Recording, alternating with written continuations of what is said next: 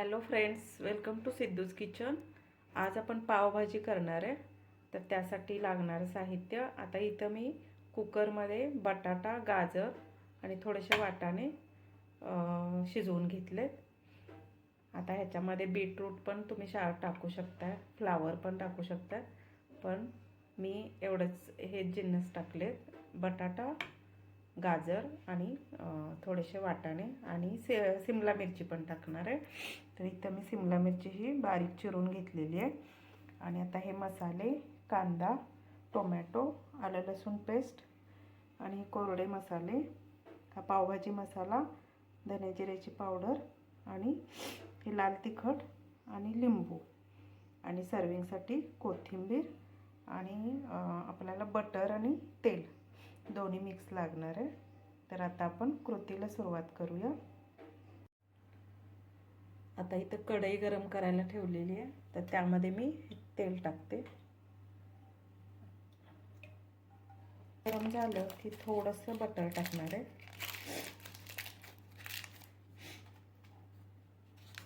नंतर आपल्याला वरून टाकायचंच आहे। आता फोडणीला थोडंसं टाकते, थोडंसं बटर टाकलं।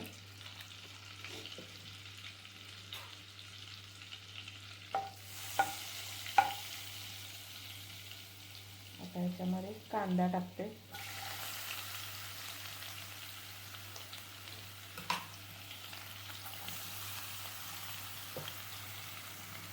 कांदा टाकला। कांदा व्यवस्थित परतून घ्यायचा। कांदा लवकर परतण्यासाठी त्याच्यात थोडंसं मीठ टाकते।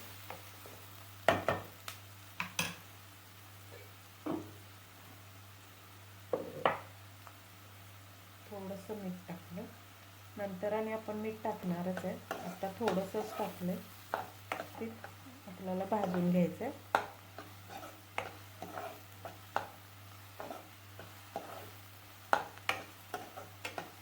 कांदा थोडासा व्यवस्थित तळून झाला की मग त्याच्यामध्ये आपण टोमॅटो टाकणार आहे। कांदा आणि आलं लसूण पेस्ट भाजून झाले की त्याच्यात आपल्याला हे टोमॅटो टाकायचा आहे।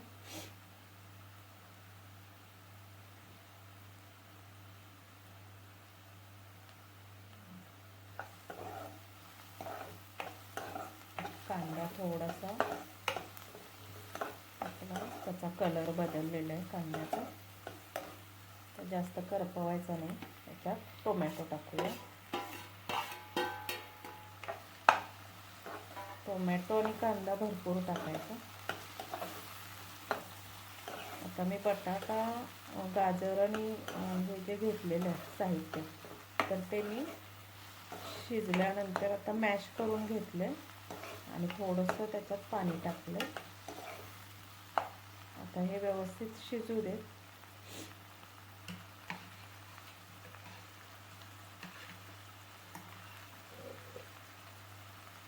आता हे जिन्नस शिजतानाच, कांदा टोमॅटो शिजताना आपण ही सिमला मिरची टाकूया। ही पण ह्याच्यामधून परतून निघू दे।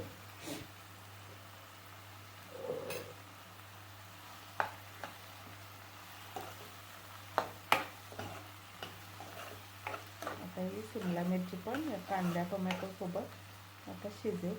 आता याला 1-2 मिनटं झाक।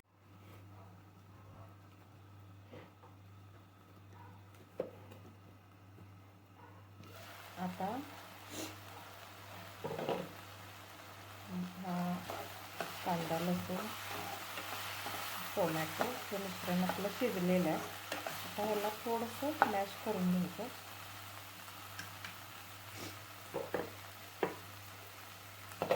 मॅशरने मी मॅश करतो ह्याला।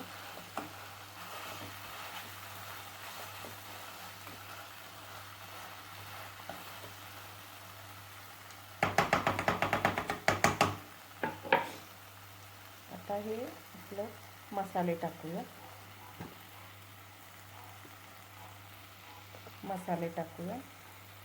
त्यामध्ये हे लाल तिखट आणि धने जिऱ्याची पावडर,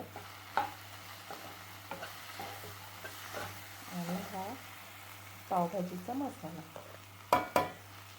आता याच्यामध्ये तेल मीठ घालायचं राहिलं. आता मीठ आपण थोड्या वेळाने घालूया. आता हा मसाला आहे ना एकजीव होईपर्यंत थोडंसं पाणी टाकायचं. तर हे थोडं मी पाणी टाकलं.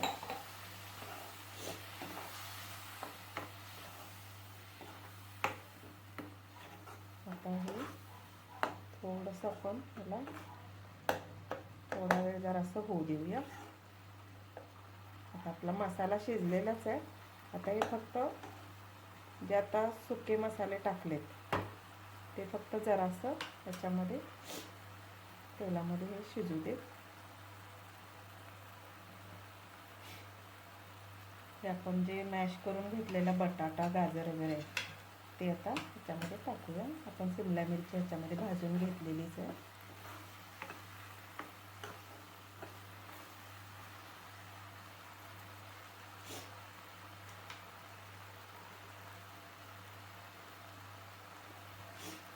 आता मीठ टाकते याच्यामध्ये चवीनुसार मीठ.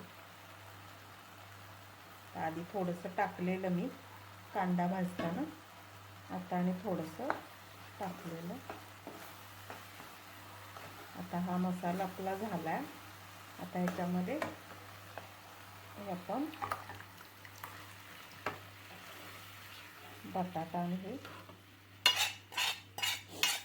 गाजर बटाटा मॅश केलेलं ते सगळं आता ह्याच्यामध्ये टाकलं.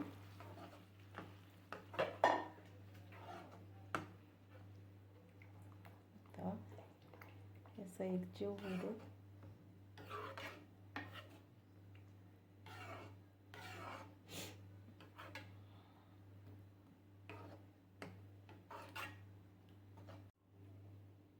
आता आपली पावभाजी ही तयार झाली.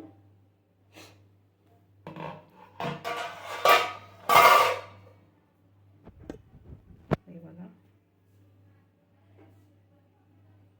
पावभाजी तयार आहे.